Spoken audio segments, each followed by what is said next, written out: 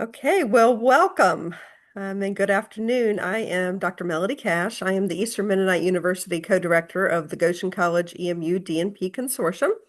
And on behalf of Dr. Jewel Yoder, who is the co-director from Goshen College and the entire DNP faculty, I want to welcome you to Margaret Furr's defense of her Doctor of Nursing Practice project. Before I introduce Dr. Laura Yoder, who is Margaret's lead faculty on her project, I'll make a couple of announcements and reminders.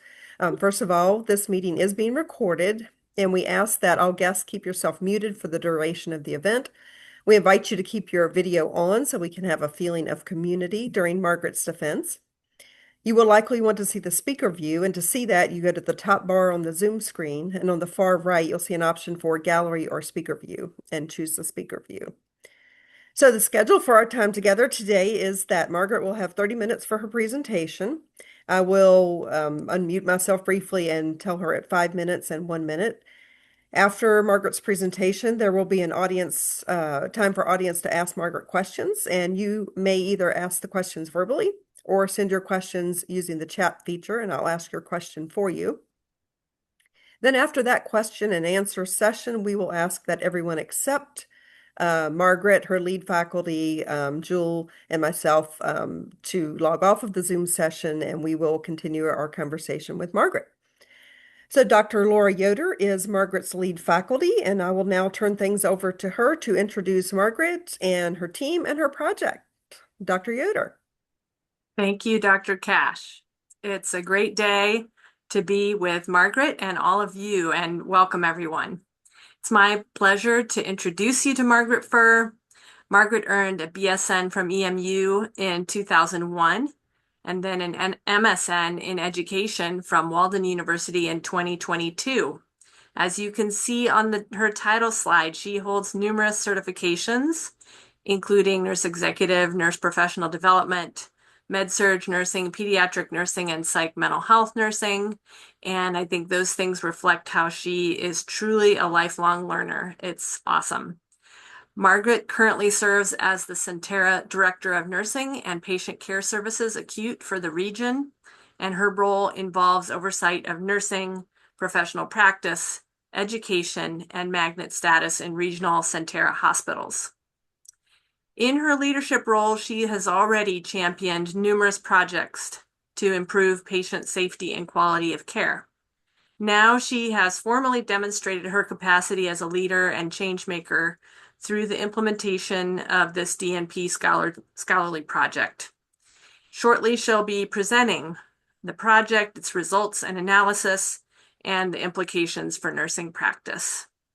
In addition to myself as faculty lead, her advisory team included practice mentor Tina Bibb, who's with us today.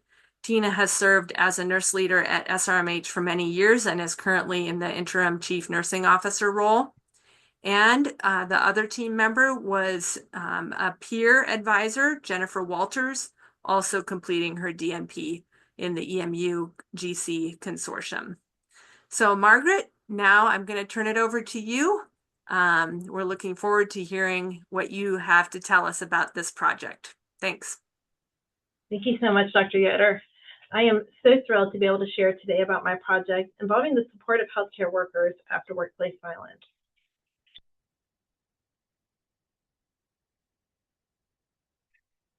For today's project, we're going to use these following definitions: workplace violence, any act or threat of physical violence, harassment, intimidation, or other threatening, disruptive behavior that occurs at work. This is the official OSHA definition. It is also the definition of our organization. I'm defining support today as providing emotional or practical help, and we're going to be talking about how emotional and practical help work together in this project. This project was born from my experiences of workplace violence, as well as hearing stories about workplace violence when I used to teach physical de-escalation classes. Class after class, staff members would speak up about abuse that they had experienced and ask for advice of what they should have done differently. And then they would tell me stories about lack of support after workplace violence. One day I was told by a staff member that they'd been sitting in a patient room and they were hit by that patient. The unit leadership at the time told them they had to go back and sit in that room. There wasn't any option to switch assignments. That experience completely rocked them. It diminished their desire to work in healthcare, to work for our organization, and to stay in their role. In my next part of my job, I started entering workplace violence data into National Database for Nursing Quality Indicators, NDNQI. So as you do that, you read the violence reports. Here are some of the stories from workplace violence reports that I was entering. They took the call bell and tried to hit the nurse. They left bite marks. They hit the nurse in the face and said no. They shoved the person, who then fell backwards into the wall. They kicked the nurse repeatedly, and then they took the RT's fingers and bent them backwards. They kicked me in my head. I was scratched with dirty nails. They sat up and punched the nurse in the throat. They grabbed my scrub collar and pulled me towards them. I was trying to do an EKG, and they kicked me in my chest. I was trying to help put someone's pants on, and they punched me in the stomach. And then I became a leader with direct reports. And one day, despite all the experience I had an employee walk in my office and told me that they'd had urine thrown at them. Someone had taken their urinal and just doused them in urine. I had all this psych training. I had all this brand new leadership training, and I just froze. I had no idea what to say besides, "I am so sorry," and then the official answer, which is, "Did you put in an incident report?" And I thought, oh my gosh, leaders need better tools and employees need better support, because this isn't just some isolated discussion about workplace violence. This is real people who work for my organization, who work in my profession, who are getting hurt. So this story, this project is for each person who has experienced workplace violence. Workplace violence against healthcare workers has increased significantly, with a 65% rise in assaults between 2019 and 2023, according to NDNQI data. Registered nurses are the most effective, although unlicensed assistant personnel also face substantial risk. Between 2020 and 2023, 22 healthcare worker deaths were attributed to workplace violence. In this graph, you can see this is the number of people who completed 20 quarters of samples in NDNQI for this metric, and this is the overall number. But you can see year after year rising rates. In terms of prevalence, at least 1 in 4 healthcare workers experience physical workplace violence, and the numbers are likely much higher. In terms of non-physical workplace violence, I don't think there's a nurse who hasn't experienced some form of verbal or sexual abuse, but at least 60 to 75%. Physical costs can be up to $250,000 per incident. This doesn't include emotional distress. This can just be the simply caring or lost wages. Workplace violence can cause so many impacts beyond just the physical injury. The literature suggests anxiety, headaches, insomnia, decreased job satisfaction, burnout. It impacts how you relate to other people. So when you're hurt at work, the literature suggests that you start bearing yourself off and you become less vulnerable or less able to really talk to your patients. Physical injuries, PTSD, anxiety, fear, anger, stress, burnout, turnover, depression, PTSD. All of these are well documented in the literature as the result of workplace violence on healthcare workers. The purpose statement for this project was to improve the experience of care provided to healthcare workers after workplace violence.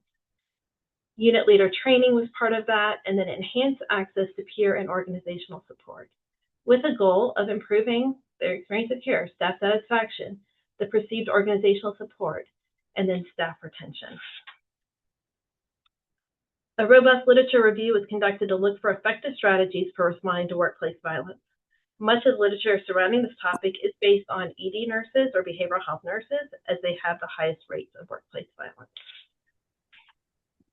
From the literature, it appears that evidence-based practices to improve the experience of caring after workplace violence include streamlining reporting to encourage staff to report workplace violence, for managers and unit leaders to be trained and equipped to provide meaningful support, and for trauma-informed or intentional debriefing that does not place blame on the employee, but instead seeks to support.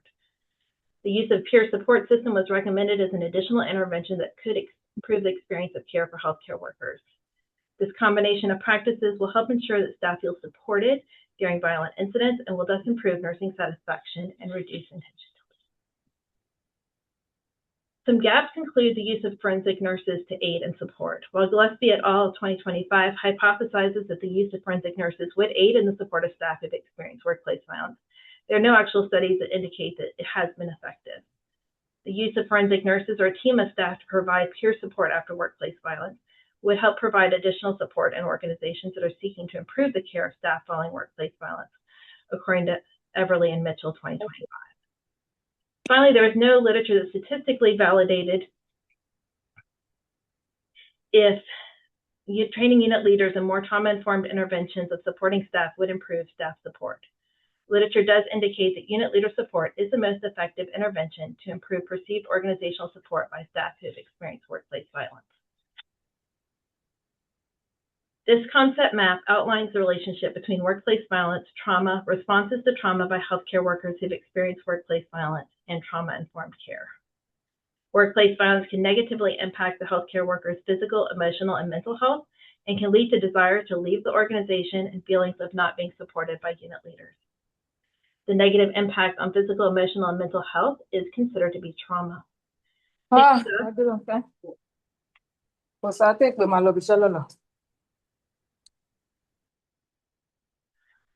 SAMHSA, Substance Abuse and Mental Health Services Administration, outlines 4 assumptions about trauma-informed care.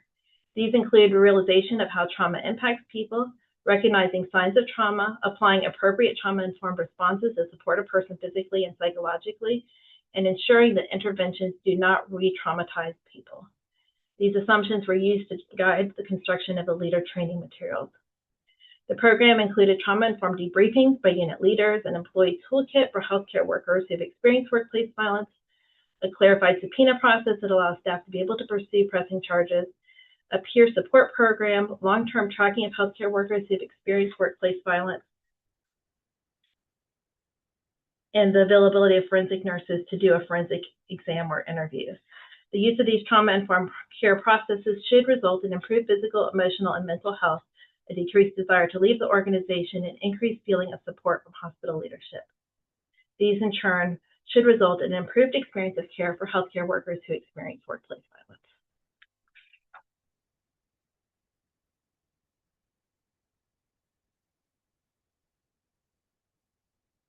In this project, Lean Six Sigma provided clear conceptual steps to ensure that the project accomplished the aims of the leaders and healthcare workers who experience workplace violence. The use of the DMAIC tools structured the project in identified areas that prevent the process of support after workplace violence from being clear and efficient.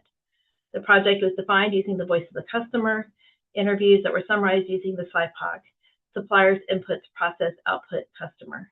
The processes of support after workplace violence were outlined using the process map. A 5 whys process was used to analyze the cause of decreased support, and an FMEA, failure mode effect analysis, was used to determine improvements that would have the most impact. Seen here is the FMEA, the failure mode effect analysis that was performed. The FMEA indicated the most impactful components of this project would be clarifying the subpoena process, teaching leaders trauma-informed care principles for debriefing and following up, creating a way to follow up with staff long-term, and then creating an employee toolkit to provide staff with resources they could use if they experience workplace violence. This project takes place at a community hospital with fewer than 250 beds located in the eastern United States and operating as part of a larger healthcare system of 12 hospitals. The hospital's emergency department manages an average of 180 to 200 patient visits daily, while the inpatient census typically ranges from 120 to 130 patients. Additionally, the facility includes a 20-bed mental health unit. System-wide across the 12 hospitals, there were 1,284 instances of workplace violence as of Q4 2025, of which 90 were at the local community hospital project site. Of these 90 instances, 58% were physical or a combination of physical or verbal. System-wide, there have been 305 instances of workplace violence with injury at the system and 30 with injury at the local hospital. Overall, workplace violence total numbers have increased 24% from 2024 to 2025 at the system level and 50% for the organization. The reason the data collection kind of stopped at Q4 is we switched tracking systems, so it was really hard to compare apples to apples, but that was kind of the last cohesive data I had. This project received all the required organizational approvals. It was deemed a quality improvement initiative through the hospital and organization. It did obtain written support from the Evidence-Based Practice Council and the CNO. It was also approved through EMU's IRB, and the data was kept securely per the organization's requirements. So the project plan was to improve the experience of care for healthcare workers experiencing workplace violence. This project began in January of 2026 with lots of meetings. Peer support team, risk management, security, legal, forensic, many of the people who are on this call here today. The process of clarifying system resources and integrating them into the toolkits was lengthy and often contradictory, especially the process of pursuing charges against assailants. The contradictory information on the pathway to pursue charges reinforced what had been shared by leaders in the early focus groups. That the process was confusing, every source they had ever spoken to had a different answer, and the information that they received never resulted in sentencing. Charges were always dropped. An existing peer support team model was strengthened and publicized both to leaders and to staff during meetings and education skills days. This allowed for an increase of peer support members who could provide support to healthcare workers after workplace violence, as well as an increased understanding of what peer support is and how it can be used for incidents like workplace violence. With the strengthening of the model, a brochure was created and a dedicated phone number was assigned to the team. From January to the end of February, the employee toolkit, the leader toolkit, the unit leader toolkit for unit coordinators and patient care supervisors, the leader employee tracking system, and the leader training was created, as well as a post and pre-evaluation tool for evaluating the leader training. The first manager supervisor training was held in early March, followed by unit coordinator training and patient care supervisor training. After these training sessions were completed, the toolkits were completely rebuilt to make them more user-friendly, adding hyperlinks, and then the employee toolkit was built into an online mobile device-friendly platform. All the products were moved into an internal website in April, and resources were sent out to leaders. Shown here is part of the employee toolkit. It starts with, as you can see in the table of contents, what is workplace violence and why do some events feel harder? I think that's one of the contradictory items about workplace violence. It really is very individually dependent what will actually feel like trauma to you after an event. And then also, why does verbal sometimes hurt? It then covers the initial steps for staff to go through if they experience workplace violence. Many of the other resources listed later in the table of contents actually hyperlink into earlier parts so you can pick what you need when you need it. The I've been hurt, now what goes over how to feel safe initially, how to take care of yourself in those first few days, how to put in the incident and employee health report, and what data you should collect if you may want to pursue charges later. On the right, you have a screenshot of the mobile version of the employee toolkit, which has all the same information and all works off of hyperlinks. This is the leader toolkit, or the leader toolkit's table of contents. It has much of the same information, but also has the links to the leader tracking methods to help leaders support team members after workplace violence. And it covers how to talk with a staff member in a trauma-informed way initially and after an incident. All leader toolkits include a section on wisdom and well-being. You can see that here on the right, that little circle. Wisdom and well-being is a program that the organization is using. It's based on the stress first aid model, and it's something that we are pushing forward in the system, so we align the two projects together. Next, we have a little bit of the leader check-in template. It's built in both electronic notebook and a Word document format. It covers initial support, has links to resources, expected, unexpected emotional symptoms, so leaders can easily check in with their staff. The recommended cadence of check-ins are immediately after the event, which may be done by unit coordinator or patient care supervisor if the event happens during time when the unit manager or supervisor isn't actually on the unit. Within 24 to 72 hours earlier, if the unit leader wasn't the one that did the initial check-in, maybe a little bit later if they were. A 2 to 6 week check-in that really helps screen for PTSD, which is a problem at about that 1 month is where you can start thinking about whether someone might be suffering from PTSD, and then if needed, a further checkout of 6 weeks to 3 months, and then as needed after that. This is the unit coordinator and patient care supervisor support.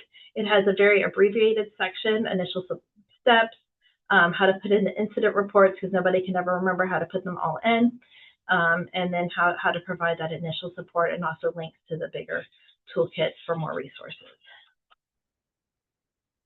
For both the unit leader and the formal leader training, one of the key components included came from the employee focus group. After an incident, the question employees often get asked is, what could they have been done differently to prevent the injury? Trauma-informed care says that we don't ask, what did you do, but how are you? Or what was done to you? Suggested scripting was created for that initial question, because if even I was sat there and went, what do I say, then how hard is it for everybody else to ask questions that were not, how could you have prevented this, but how are you doing? These are grounded in the theory of cover and calm, which is part of the wisdom and well-being section. And cover and calm provides concrete actions to help healthcare workers deal with stress from an incident. This was the agenda for the leader training. We started with a lot of the same things we've started with today, the background and significance, why this is important, where the quality improvement tools and what should be effective to help provide better care, the impact on workplace violence, the purpose of this project, what the literature said, the impact of trauma and re-traumatization, and then we walked through the leader toolkit, the employee toolkit, and the leader check-in template. The initial quantitative data collection for the program was the retrospective post and pre-Likert questionnaire asked of leaders after the educational offering. There were 10 questions with a 5-level Likert response for both post and pre. And we'll talk more about it later.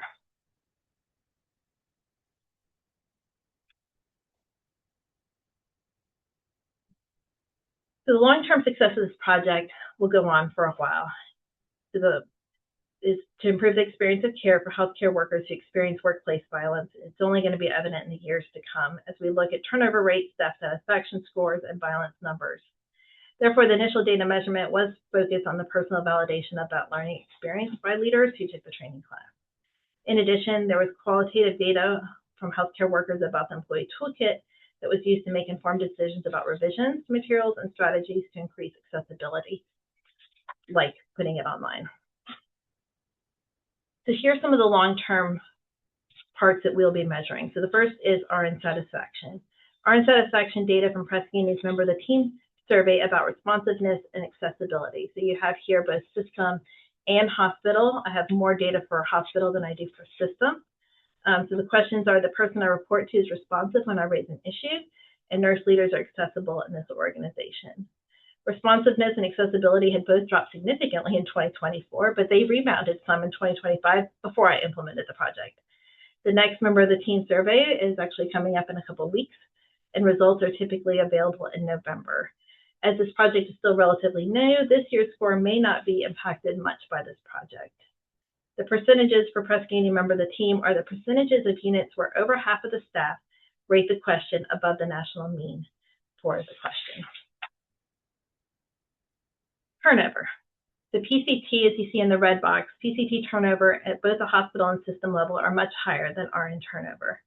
Turnover data has been very hard to validate this year, and this information is based on a report received in September of 2025, so it does not include year-end data. But as you can see, turnover is something we fight, and turnover with PCTs has been increasing at least into 2025.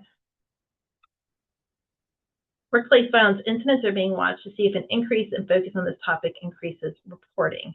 Ideally, you do want to see, like we're seeing here, more staff reporting workplace violence than reporting workplace violence with injury.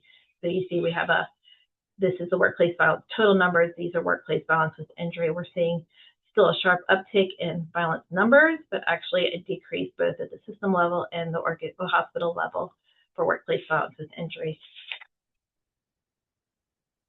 All right, so the initial qualitative data collection for this program was that retrospective post and pre-Likert questionnaire asked of leaders after the educational offering. There were the 10 questions with a 5 Likert response for both post and pre-understanding. Questions in the post and pre-Likert were based on the 4 assumptions of the trauma-informed care approach, the system and hospital processes for healthcare workers experiencing workplace violence, and leader responsibilities for healthcare workers who experience workplace violence. 30 unit leaders completed the questionnaire after training sessions. For each respondent, the post and pre scores were summed and analyzed using mean, median, and mode. Individual question scores were also averaged, which is what you're seeing here. Shown here is the mean, pre, and post data for each question.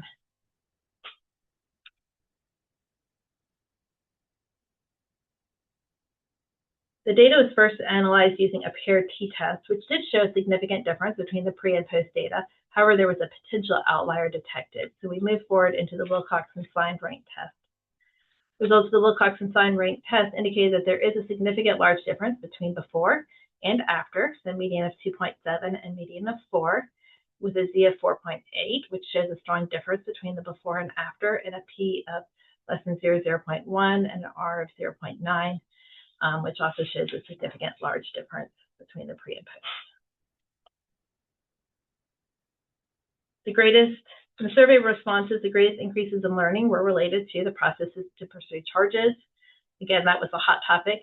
Procedures on leadership processes for workplace violence. This system had a procedure that no one was aware of at all. How to support staff post-workplace violence, how your support impacts staff who experience workplace violence, how to respond supportively to a staff member who's experienced workplace violence, and then signs and symptoms of normal and unexpected responses to workplace violence.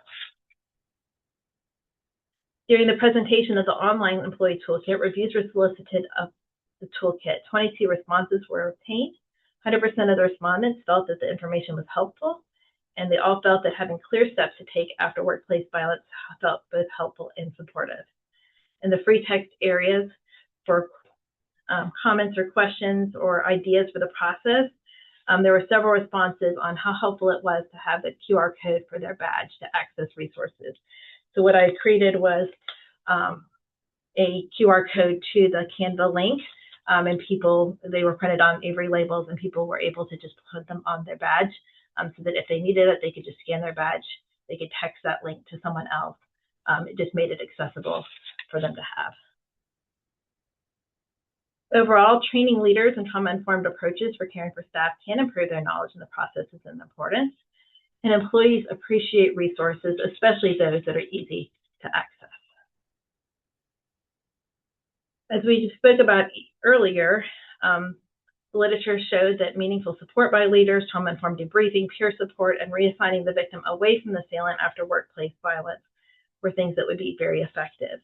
The unit leader training, leader toolkit, and the focus check-in process with guided questions and ways to gather information about the event in a way that was not punitive were created to help healthcare workers receive good care after workplace violence.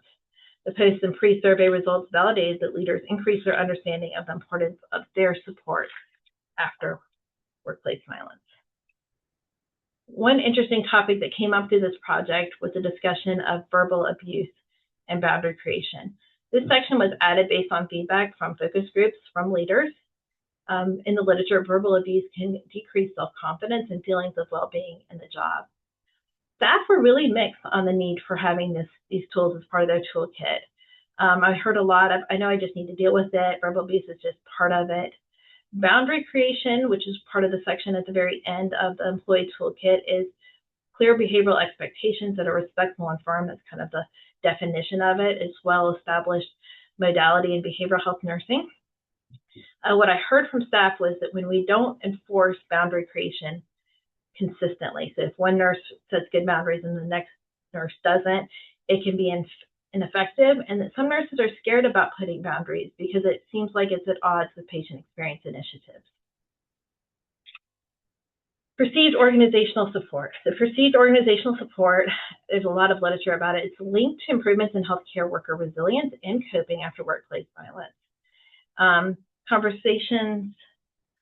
During conversations with healthcare workers about the employee toolkit, there were several unprompted comments about how this program felt to them as if the organization saw them and recognized the importance of their support after workplace violence. Thank you. As the project expands beyond the student project to something endorsed by the organization, the perception of organizational support should increase, especially promoted by senior leadership. Based on these evaluations, the recommendation would be that leaders continue to utilize these resources and that we continue to promote supportive healthcare workers after workplace violence and to continue the spread of word about employee resources to healthcare workers by the addition of this topic in new employee orientation and in quarterly skills fairs. As suggested by the results of the literature review, these interventions should result in improved employee satisfaction scores, decreased turnover rates, and increased recruitment rates at the target hospitals. In terms of sustainability, education was videoed to allow for easy training of new leaders, and the process and the toolkits are readily available in the internal websites. Replication has been something I've been working at a lot over this last month, making the leader and employee toolkit more system focused and not hospital oriented. I've worked with peers outside of Virginia to make sure that the resources reflect not just Virginia law, but North Carolina law. Working with key stakeholders for system approvals. This will also involve things like branding and adding it to new leader training. The goal for replication is starting with the local market hospitals and then expanding it outwards. Several of the people that I've been working with replication are on this call, and it's just been, it honestly happened very organically as people found the resources that I posted. In terms of dissemination, the initial dissemination plan will be submitted as an abstract to the Magnet Conference. Abstracts are due in December. Topics of interest for the Magnet Conference include safety and quality. Topics related to nursing safety and workplace violence do tend to get accepted. For internal dissemination, the project will be submitted to the organization's Virtual Nursing Research Symposium in May. Journals that might be appropriate include the American Nurse and then Workplace Violence and Safety journals, or ones that support psychiatric nursing. Limitations of this project include lack of responses from managers who've actually used the toolkit. Workplace violence happens sporadically, so it's hard to capture a particular number of responses about the program in a set time, and there were time restrictions impacting the scope of data collection. In addition, turnover data has not been able to be accessed due to changes in the Human Resource Information System program. A second limitation is that this project was set in a community hospital in the U.S. The findings, while significant, may not be generalizable to psychiatric hospitals, large inner city hospitals, or hospitals outside of the U.S. In conclusion, workplace violence continues to increase year over year, and it's going to. Healthcare workers who experience workplace violence desperately need support by leaders and their peers.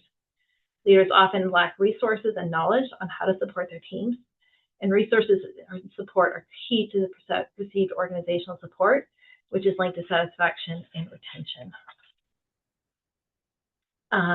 And in conclusion, I have a village. I think you can see that by the number of people here.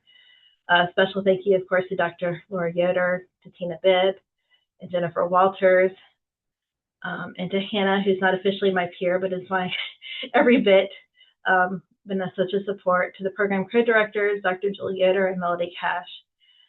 I had so many people that partnered with me in this project, from Katie Morris and RIS, Brooklyn and EAP, Rebecca Jesse, with her CISM work, Tammy Johnson, with the SANE Forensic Nursing, Jay Sweeney from RISK, Ted Plogger from Security, the Commonwealth Attorney's Office, Dr. Deborah Kyle, Keisha Jackson, Bobby Triplett, Paula Nair, Gina Yost, Mike Verano, and Esther Lozano, and I'm sure there's so many more. And then while they have seen too much of me, my family has seen too little. So thank you to my family, both my home family and my work family, to Wesley, Mary, and R. And then a special thank you to my office mates, Christy, Liz, and Jenny. Thank you, Margaret. Let's give her a round of applause.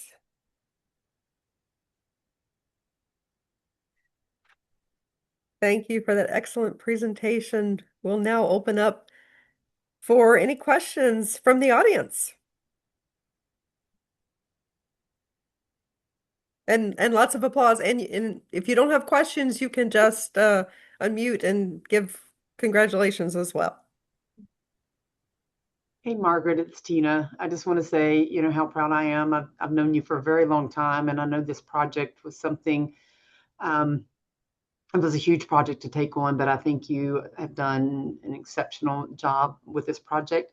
Just wondering how you feel like it will be adopted across the system, not just here locally at our hospital. I'm hopeful. I think my next steps are really to try to get it. I see Christy Grabus on, so I'm hoping kind of starting it with our market and then really taking it to Pam. I think it's something that's desperately needed. Keisha had reached out to me about adding it to manager training. I'm thrilled that she's able to join me today. But yeah, I think it's going to need a few more steps. It's going to need a little bit of tightening up, but I think it's something that our staff deserve, and it's something our leaders need. And I think it bridges that gap, and it covers the things that are organizational priorities like retention, recruitment. I think I read somewhere that if given the choice, staff will choose, if all else is equal, staff will choose to work for an organization that prioritizes their safety. So this is a talking point as we recruit. This is a talking point as we retain. It's something that staff are looking for. Well, congratulations. Thank you, Tina. I couldn't have done it without you. You're welcome, dear.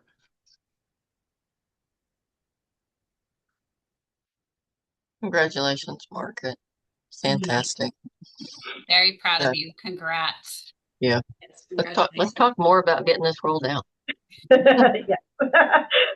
I may have added y'all on this as hey, I want to talk about this.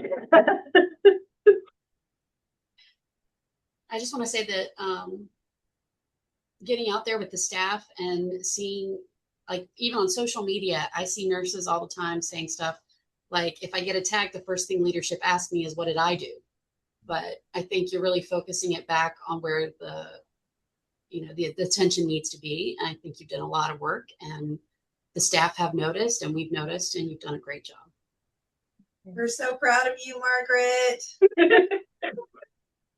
Best family ever. I'd also like to say congratulations, Margaret. And when I happened upon your toolkit, I had no idea it was not finished. It looked ready to roll to me. And it's just a timely document and something so needed across the organization.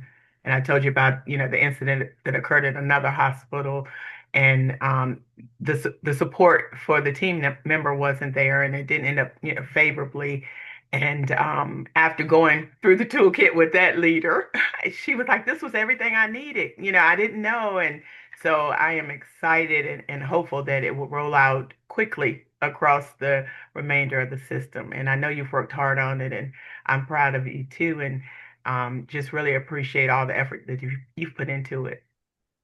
Thank you, Keisha. Hey Margaret, great job. Yeah, we've known each other a long time, and just reflecting on that, it's an honor to see you present.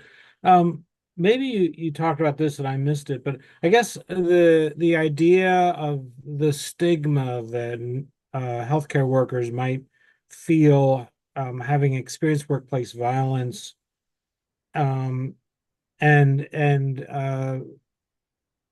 similarly to the fear of reporting medical errors, I wonder about the fear of reporting workplace. How do you get the word out to just increase awareness, and so that people know that it's there, and they should be encouraged? Like, yeah, what's your plan, or is that a system issue or question of how to get the word out so people it's right up front in their minds, rather than being a hidden thing and then everybody has to look around to see, oh, now what do we do? Yeah, I think it's starting, adding it into the initial employee orientation, having those QR codes, having that conversation about, this may happen to you, and we are working as leadership. But I think one of the things Wisdom and Wellbeing does well is it takes some of the responsibility off of the leaders as well. Like, we take care of each other. And so part of that toolkit is leader, but then part of it is on the employee and providing their support both ways. What is the leader's responsibility, but also what is the organization providing? I think the barrier for reporting med errors versus reporting workplace violence are slightly different. The workplace violence is just that the reporting system is just cumbersome. And so I did work a lot with them as they built the new system when there are new regulations from the state on how we report workplace violence. So I was able to help combine what we put in for NDNQI, what the state requires, as well as how it makes sense as we read these reports or as people put them in. So, like, can we put in the whole incident first, like the whole narrative once, and then you break out these 5 people were involved. So this person was a nurse and they got kicked, and this person was a tech and they experienced verbal abuse, and this person, because that's how I have to report it for NDNQI. But then that also allows us to be able to track better. I think the more seriously leadership takes these reports, so when leadership receives a spot report, if they know that if I put in that report, then my leader is coming to me and saying, hey, what do you need? Instead of your leader coming to you and being like, what did you do? Again, changing that culture, I think, will also change people's wanting to do it. When I did the initial process map, I realized that unless you put in some sort of a report or you say something to your leader, nobody knows you're hurt. So there was no clear way for security to say these incidents happen in these people. Like you might know there was an incident on 5 West, but they don't necessarily track down. So unless an employee puts in an incident report, it is almost impossible to give them any resources or guidance. And so helping to share that word. And so as I did the employee education fairs and I talked through this process, they're like, you have to put it in or we can't provide you the support that you deserve. And there's also, as I recall, a CBT now for everybody on workplace violence. So I would encourage you or someone to see how your project can be interjected in some revision of that CBT. Absolutely.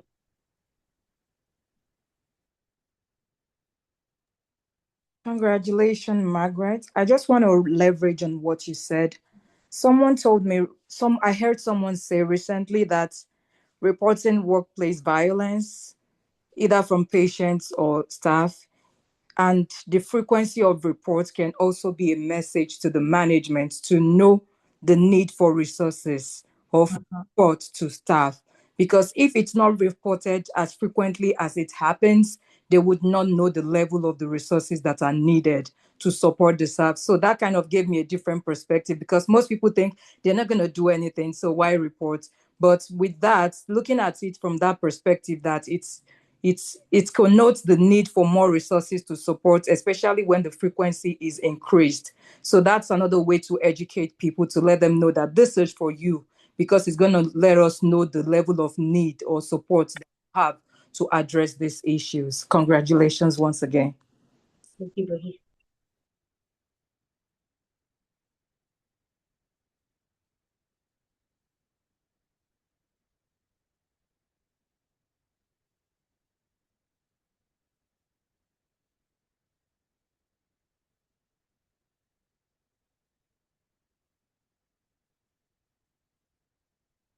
Well, Margaret, there's some congratulations notes in the chat. Any final questions or congratulations from anyone else?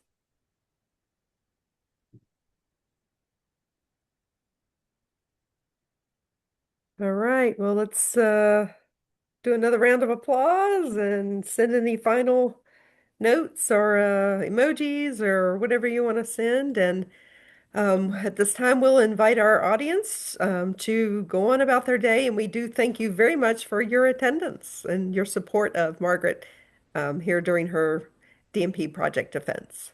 Thank you all. Thank I'm you. blessed with a great Thank village. you.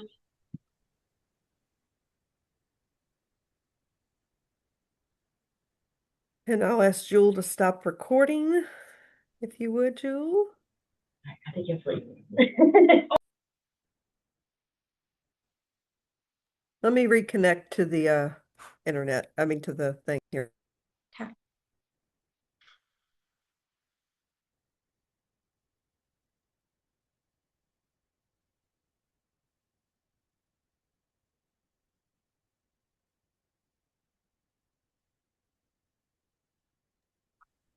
All right.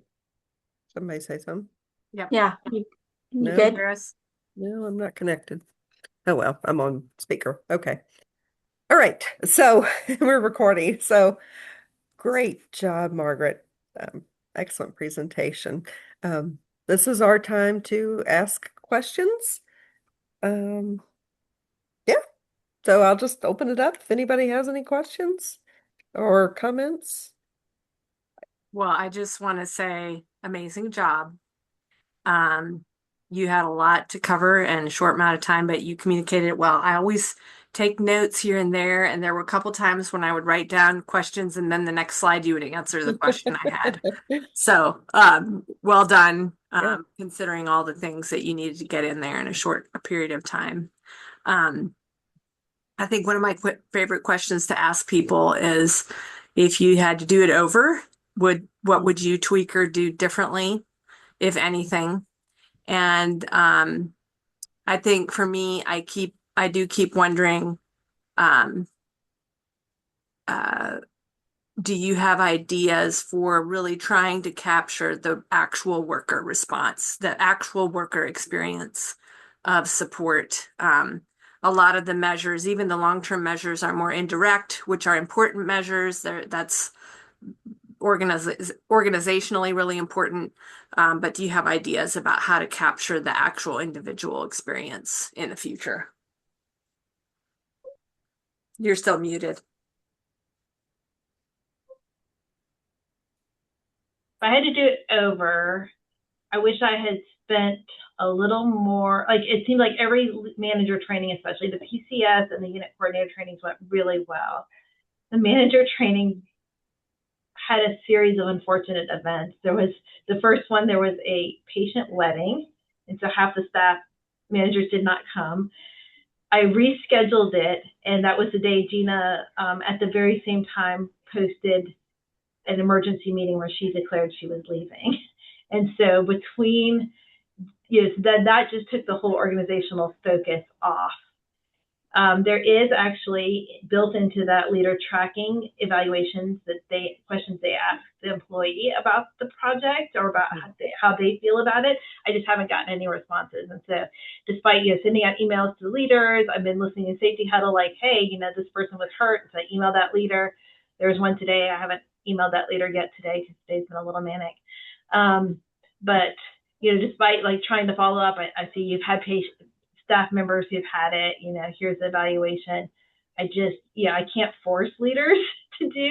And I almost think to some extent it's going to be easier outside of my hospital, right? Like to some extent, I think in a lot of these projects, they're almost better when they're kind of a system expectation instead of another thing you're being asked to do as part of a student project. So it almost needed to come out of the student project portion to get the clout. Gina was really pushing this project, at the very end. And then at the point where she was really saying, I want y'all to take this class and I really believe in this, she then left. So the CNO change in the middle of this was really not helpful. The HRS data changes and the change from what we had to star reporting to spot reporting in the middle of the project was also really unhelpful. So a lot of the metrics have been challenging. But I think when we can finally kind of get it out and normalized to everybody, and it becomes not just a DNP project and more of a, this is how we treat people, I think to some extent it needs a little bit more senior leadership support. And so really, getting Christy Gravis in on it. And so I strategically invited her. I now report to the Market CNO.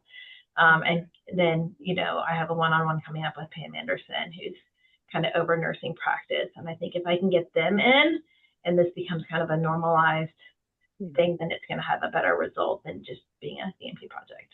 Yeah. But yeah, all the pathway, I've got these great forms. It's all built in. So you just click on it. It's all there. It's all built, but only so much I can do. Right. That's right. That's right. But I think what was the most heartening is when I did do those, I did 3 10-hour days during employee skills, quarterly skills days, where I talked about workplace violence. I actually had like 3 different posters. I talked about shared governance and what councils they could join. And I talked about the CISM peer support. And I talked about workplace violence, and just the response from employees just filled my cup, like how desperately they wanted these resources, how desperately they wanted to think that their organization wanted to provide them support. So that was heartwarming. And I think that really kept pushing me to like, okay, this is indeed. And I think when you work in a healthcare organization long enough, you don't want to be that DNP project, right? Like, why are we showing this small video that's 20 minutes long with so-and-so's DNP project? Like, I didn't want to be that DNP project. And for staff to be so overwhelmingly positive about this project, like, this is what I wanted, was something that would impact the direct care staff and make their work better. Well, I think as usual, it's because you did actually address a real need, a real priority. And that communicates care. Yeah.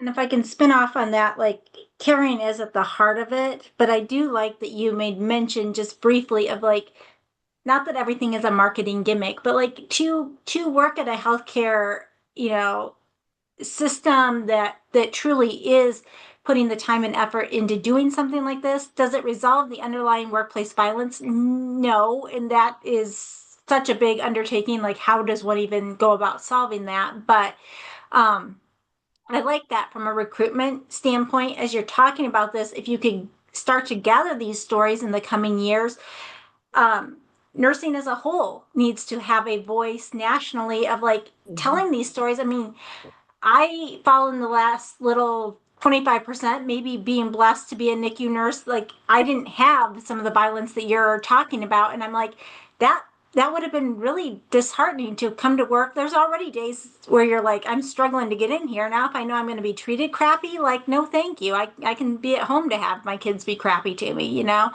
Um, so I think that like these stories could, in fact, for your system, become something to advertise and advocate for. We don't treat nurses this way. You know, our local hospitals have the big banner from, you know, the By the medical way, association saying like, don't do this and stuff. But like, boy, nationally, if we could have some of these stories, because you started out and you're such a good presenter of like, you had me choked up from the get go, like just these little snippets of like normal people are going to hear that and be like, of course we don't treat people that way. Of course we don't treat nurses that way. So there is a lot of power in this. And what I could tell just from, I mean, what a showing. Like, we haven't had a DMP project with this many audience members from the community. I couldn't tell you how long. So, I mean, you obviously have a huge coalition of support. You beautifully accepted your Emmy nomination, thanking everybody that you needed to. It was beautiful.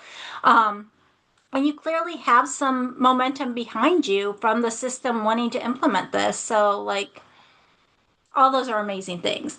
Um, yeah, I mean, I guess the only question I would have for you, Laura kind of touched on some of the measurements. Like, I do think that the, you know, measurement of accessibility and responsibility of a healthcare system is such a broad thing that that's not really completely tied to this. It's you know, it can play into that you know, I had workplace violence and my system had supports for me and stuff, but it's so much broader than that. The same with retention, you know, that's multifaceted. That's not just tied to workplace violence. Your numbers are going to be the closest measurement to like what is going on with this. um, I think I probably have asked you this before, but like, do you feel like at the heart of prevention of workplace violence is, you know, helping your employees actually take the steps to prosecute? I mean, I guess that's a yes I no think question. it's But like, huge. elaborate a little bit. Yeah, I think that is often the perception of staff members. It's such a complicated topic. But like the impression in the early employee focus groups were, you know, when you press charges or you know, yes, you go in and make a charge against someone, it sets a tone and a we won't tolerate this. And when they continually get dropped, and I didn't have time to delve into this, and poor Laura has heard this ad nauseum in our meetings, but there was a system change that happened about 2 years ago where previously, so subpoenas come to the hospital for a number of reasons. So a nurse in the ED might be subpoenaed to talk about the blood draw, the blood alcohol draw. Did they use the betadine instead of the alcohol? You know, or this patient that came in after MVA, you know, what was their condition? So the subpoenas come in all day long. So they come in, they used to come into administration, which is they still do, and they would get scanned in, and then they would go to risk and security, and risk and security would kind of sort them out. And okay, so you've got this pile of ED nurses who have to go show up and say, yes, I used betadine, and yes, I had chain of custody of the blood the whole time. And this group is people who are pressing charges. So what happened is Centera, as a system, decided, okay, well, this is too much work for our local risk managers. So we scan them all in and they go to claim services. And so that Jay Sweeney that I acknowledged at some point. So they go to claim services and then they get emailed just to the employee and their leader. The risk never heard about it and security doesn't hear about it. So leaders think that it is business as normal, right? That if there's anything that needs to be done and this, you know, employee has pressed charges and they need support with evidence, to go press charges that that risk and security will do what they've always done. But they didn't know anything about it. But nobody communicated that change to anybody. And so then when I met, like I got like 14 levels of risk management in Centera, and I met with this guy, and he looked at me and he said, it has never occurred to any of us that we have subpoenas coming in because employees are pressing charges. I said, it didn't? He said, no, we had no idea. I was like, are you, because Laura's like, can you find out if they're tracking? Because that's another data point that you could use. And I'm like, no, they had no idea. They didn't even know where to start with tracking it. So they come in, we look them up in Workday, we send it to them and their leader and make sure they show up. The only way is we're like, can you track, a difference between like successful charges versus not? They're like, we most of the time don't even hear unless you don't show up and you were actually a needed witness. So occasionally the local district attorney will reach back out to Centera and say, hey, your witness didn't show up. That's the only, so they have, and so they're supposed to be working on this. I haven't gotten any updates recently. I need to reach back out, but they were floored. And I'm thinking, oh my gosh, we're an organization with thousands of nurses. And you had no idea that your nurses are getting hurt and that we would pursue charges. Wow. Well, again, what a great thing from this project to uncover like such a huge just system gap of no wonder you're not successful. The nurse doesn't have any support or any evidence that she can take to they right. can take. They show up and they have nothing. And even if you take evidence with you, if the evidence isn't submitted to the opposition, like 7 days before, it's inaccessible. You can't submit it as evidence.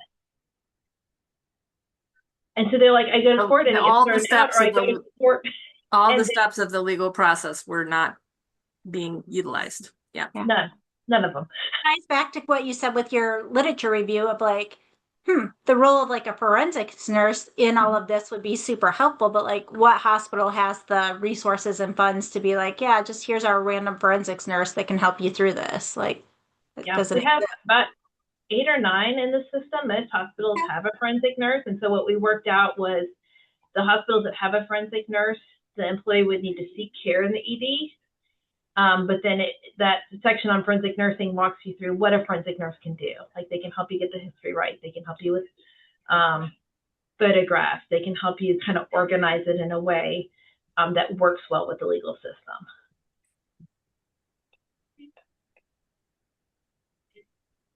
Margaret, I mean, yeah, you definitely, or you clearly identified a need, as Laura mentioned, like this is clearly something that was needed. You did the background, you filled a gap. I am very impressed with your level of interprofessional work and all the folks that you had to be in contact with. I mean, Commonwealth's attorney. I mean, your team is huge. So this project just really shows the importance of getting all the players to the table that need to be there to make a project work. And the fact that, yeah, you've got system people, already saying we need to get this disseminated. I mean, this is a systems level. This is, clearly DNP level work. And so, yeah, I don't actually have any questions. I just wanted to give you that kudos and just tell you how, yeah, what a good project this is and what a good job you did. And yes, excellent presentation.